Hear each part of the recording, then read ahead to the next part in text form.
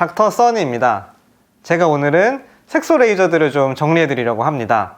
하도 많아서 헷갈리는 색소 레이저들, 피코 레이저는 또 뭔가요? 그리고 도대체 어떤 레이저들이 좋은 레이저인가요? 이런 궁금증 가지고 계신 분들 많으시죠?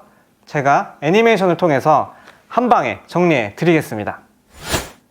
색소 레이저를 여러 가지 방법으로 구분할 수 있는데 저는 레이저가 나가는 속도, 즉 조사 시간에 따라 구분을 해보겠습니다.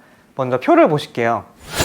표를 보면은 제가 레이저를 피코 레이저, Q스위치 레이저, 그리고 롱펄스 레이저로 구분을 해놨습니다.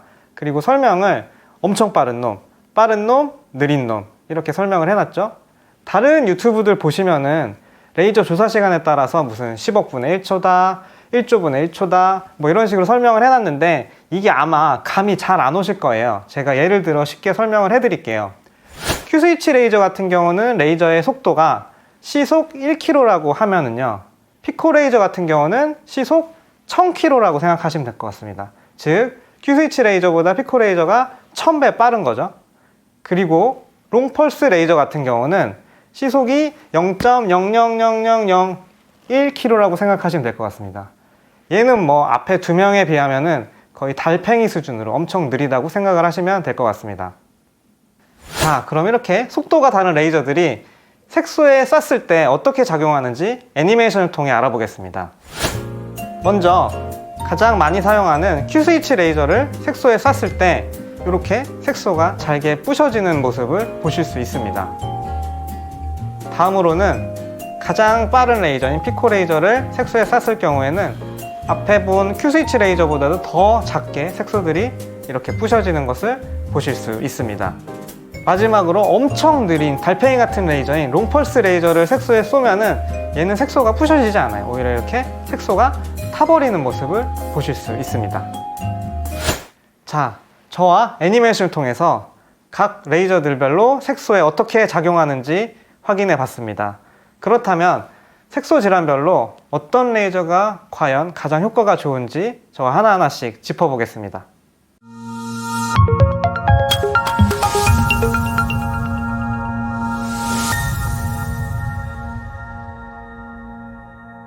주근깨는 주로 이렇게 코나 뺨에 분포하는 색소 질환이에요. 이렇게 하나씩만 있는 건 아니고 이렇게 다발성으로 깨를 뿌려놓은 것처럼 분포하는 게 특징적인 색소 질환입니다.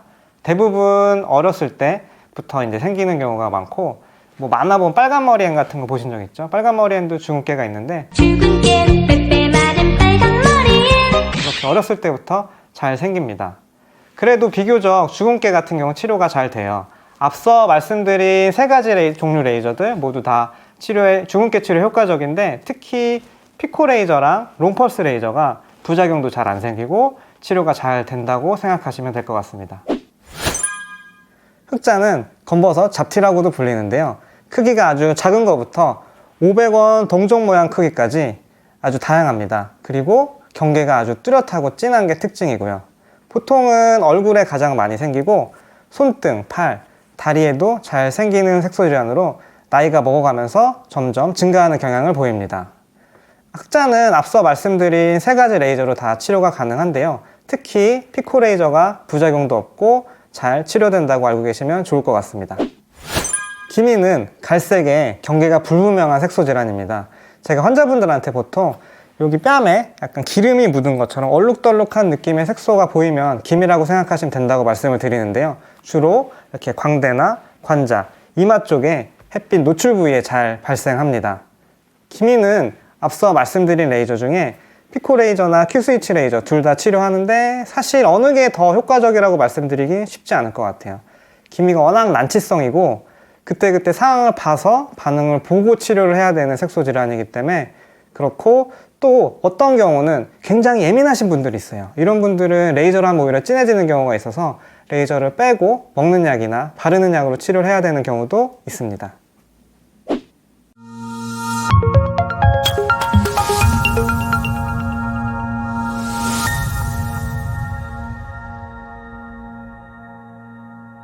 후천성 양측성 옷다양 모반, 영어로 Acquired Bilateral Nevus of Oda-like Macule, 영어의 앞글자만 따서 저희가 오브놈이라고 불리는 색소 질환입니다.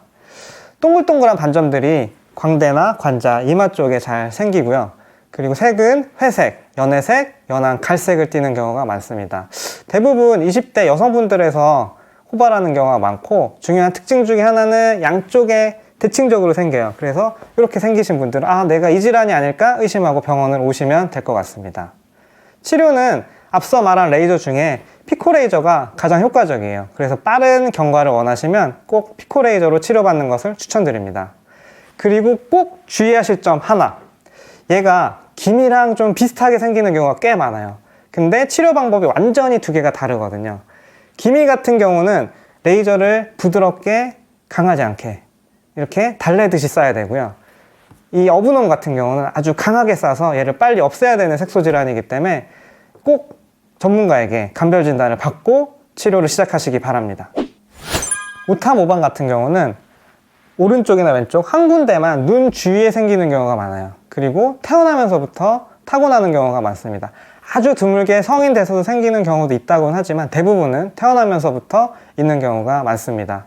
얘도 피코 레이저가 가장 효과적이에요.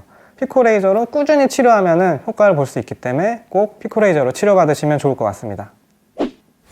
문신은 최근 트렌드에 따라 하시는 분들 많잖아요. 하시는 분들이 많아져서 그런지 얘를 지우려고 병원 오시는 분들도 굉장히 많아지고 있습니다.